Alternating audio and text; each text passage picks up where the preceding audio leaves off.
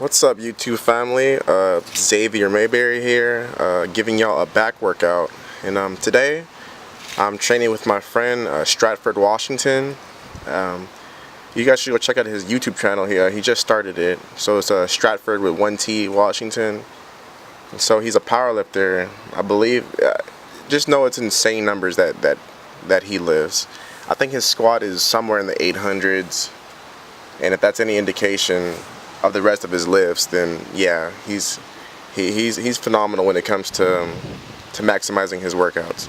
So today we're doing a back workout. I just kind of want to make this video sort of like a tutorial in motion, and so we start off with pull-ups as we get the blood flowing.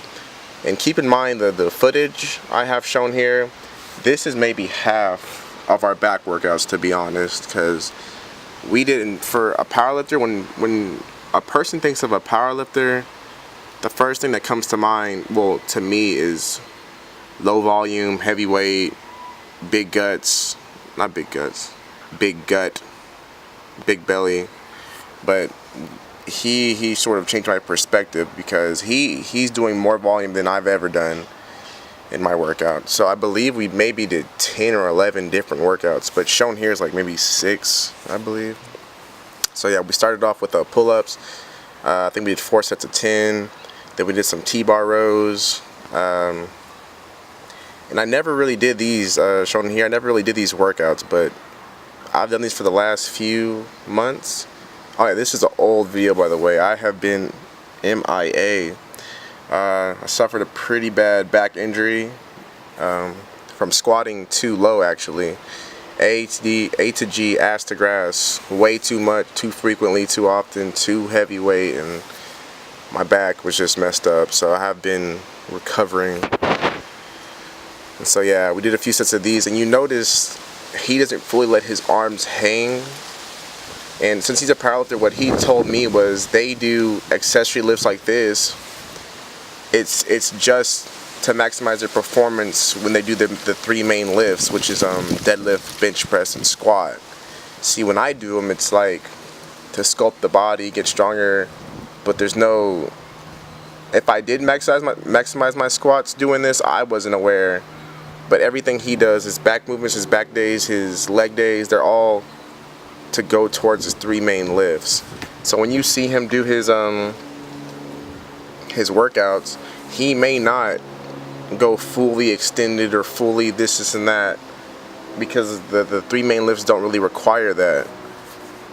But me, as you see here, I'm just used to doing full range of motion.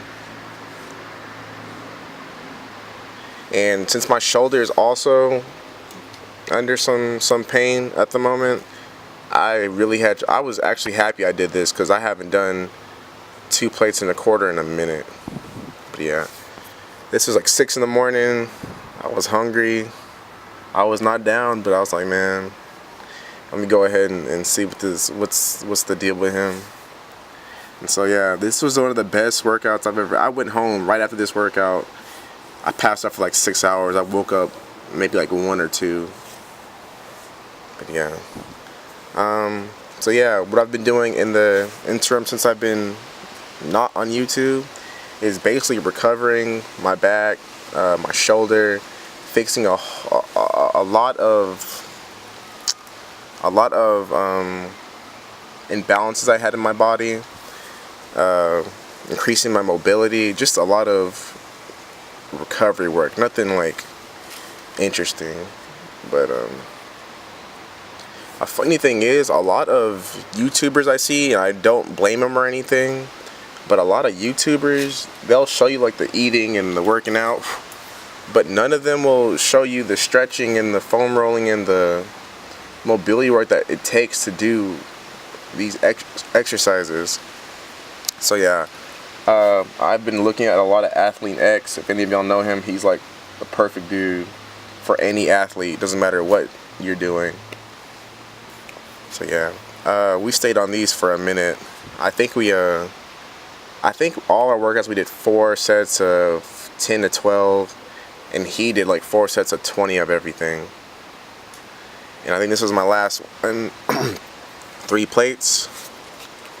and I handled it like a boss. You know what I'm saying?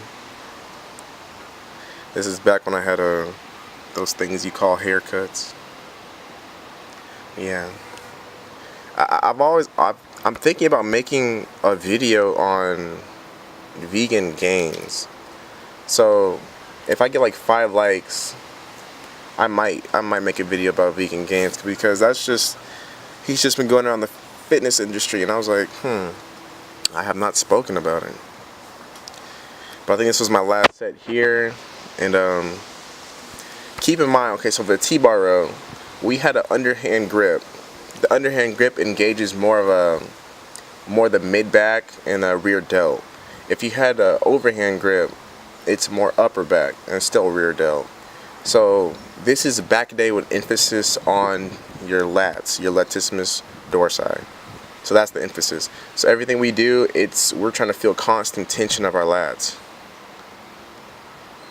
So for this workout, you see him not using full range of motion, keeping the tension on the muscle. And you hear that very often.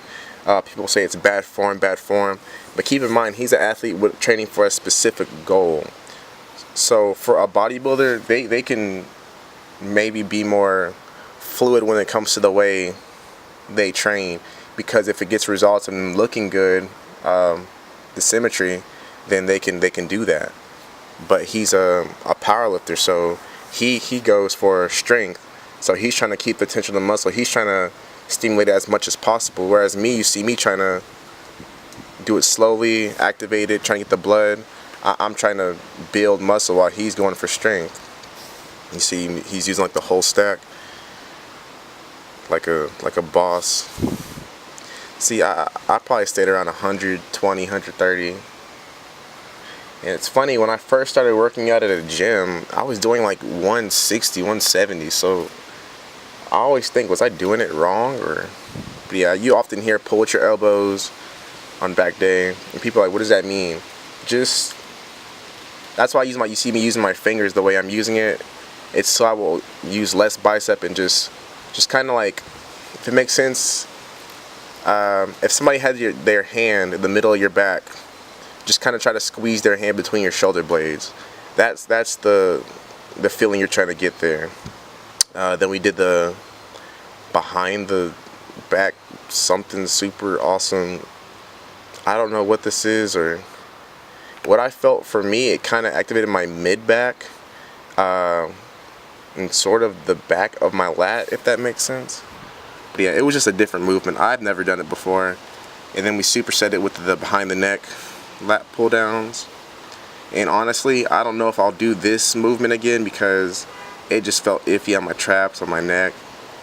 But it was a good movement. So look at me trying my hardest.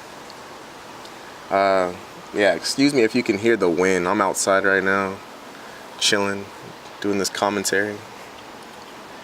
But yeah, this video has been long in the making. And yeah, comment below, what content would you like to see? Would you like more informative videos? Because workout videos for the sake of like workout videos with no meaning behind them, it's just kind of, I've always felt it's show offy, if that makes you. I'm not helping you by working out, so I just want to kind of let you know what's going through my mind when I'm working out. Then we switched to close grip. Close grip, see, a lot of these movements near the end I'm speculating on, but what I felt is it takes the biceps out of the movement again. The close grip, I felt it more, not on my lat, but more on my upper back. So I really like this. And near the end we did, I forgot, it was like a couple of those machines. We did some rows, we did some low rows, we did the one-arm rows, and then one hammer strength machine, but I forgot which one. And we supersetted it, and that basically ended the workout. Yeah, currently I'm like 170 in this video. 5'7", you can go ahead and round that to 6 foot even. And this is the last set. And don't forget to like and subscribe. Hit that subscribe button if y'all cool, whatever. But if not, it's cool.